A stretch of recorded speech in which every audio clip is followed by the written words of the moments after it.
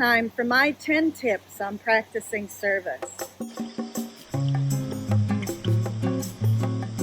The first tip is probably no surprise to anybody who's been following along, and that is to start small. Often we want to make a great change in the world, but we get disheartened, and so I advocate that we start small and start local. There is a reason why the Random Acts of Kindness Foundation has been so successful, and that is because it's easy to add small acts of kindness into our lives. Even if we think about great change makers like Mother Teresa, she herself said that she didn't do great things. She did small things with great love. She didn't care for all the children of Calcutta all at once. She cared for one child at a time with all of her presence and with great love.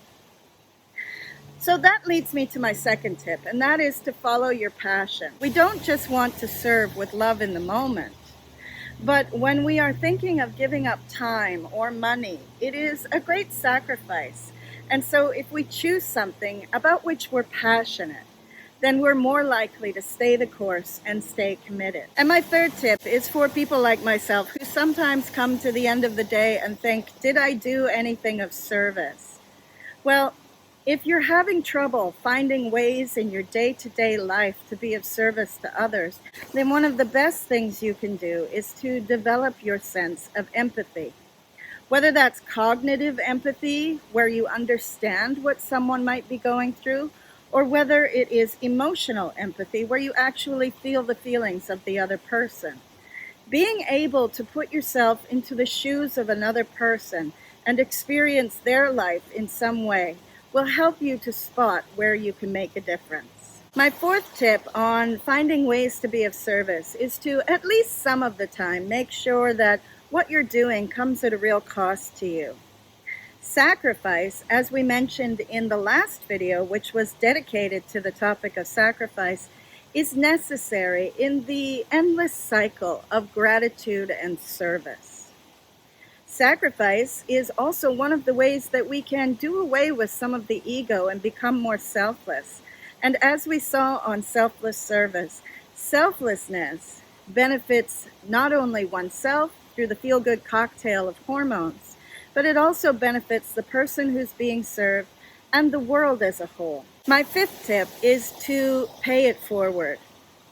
In the cycle of gratitude and service, sometimes we feel so grateful that we want to give back in the world. But giving back might not be possible, and it might not be the most appropriate thing we can do. For instance, if we've been helped in our lives, then we can allow the feeling of gratitude to soften our heart and make it possible for us to spot those times when someone else is in the kind of difficulty that we had been in. And in that way and in that moment, we can pay it forward by helping someone else in the same way. Number 6 is to make sure that the service we're doing aligns with our values.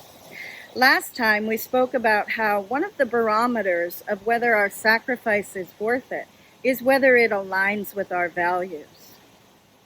And I think it's particularly important that when we're choosing a cause, we choose one that aligns with our values so that we don't become jaded about the cause just because the organization might be in misalignment with us. So for instance, of all the wildlife, conservation, and sustainability charities that there are out there, I have chosen to support one or two because they align with my values. There are others that use tactics that are not in alignment with my values, and so I don't associate with them. At least some of the time, do some of your service for others anonymously. There are several benefits to this. For the individual who is giving, it helps to decrease the ego by not being able to be identified with the service that's being done. For the person who's receiving, it's also beneficial because it doesn't create a debt and it doesn't injure the pride of someone who is at that moment in the position of having to receive. I think there's a lot of problems in the world and many ways that we can serve right here and now. But one of the things that appeals to many people when they seek to serve is to create a legacy for the future. Now, that could be planting trees that we'll never benefit from, or it could be mentoring a young person to give them a better start in life, or it could be contributing to a conservation fund.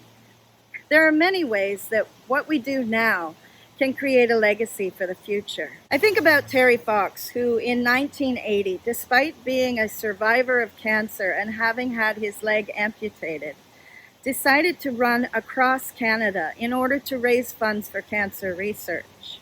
I was just a child at the time, and I remember vividly running down to the end of my road so that I could put $1 in his hand.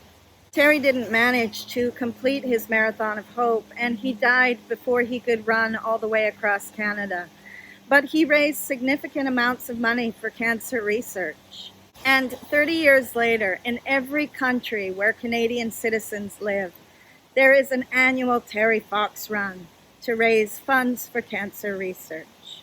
So one of the added benefits of creating a legacy with our service is that our efforts outlast us. And that somehow adds a little bit more meaning to this very limited time we have on Earth. And that takes me to my penultimate tip on how to be of service, and that is to find ways that are meaningful for you. One of the functions of meaning making in our lives is to help us to cope with loss. And that's why we often see many people doing service in memory of someone else. And I think about the organization Mothers Against Drunk Drivers that was founded in 1980 by a mother who had lost her daughter to drunk driving. The organization continues to this day advocating against drunk driving, against drinking amongst the youth, and it serves to benefit those who have suffered from drunk driving. My final tip on how to be of service in the world is to make sure that you take care of your own well-being. No matter how much we want to give, it's our responsibility to make sure that we take care of our health. We take care of our mental well-being and our emotional health so that we can give. If we don't take self-responsibility, then we can end up in a pattern of toxic giving and codependency. I know that some of these tips may be difficult, and it might be hard to know what you're passionate about. It might be hard to know if you're in alignment with your values or you're making meaning in your life. And so next month, we will move on to looking at the practice of living on purpose and meaning making. I hope that you've enjoyed this month's focus on service and that you'll continue to do your daily practice of gratitude, of cultivating joy, cultivating a consciousness of oneness, and now adding every day something that makes you be of service in the world. If you like this video, give it a thumbs up. If you want to see more videos like this, then click subscribe. If you hit the bell icon, you'll be notified when I upload again. For what are you most grateful today?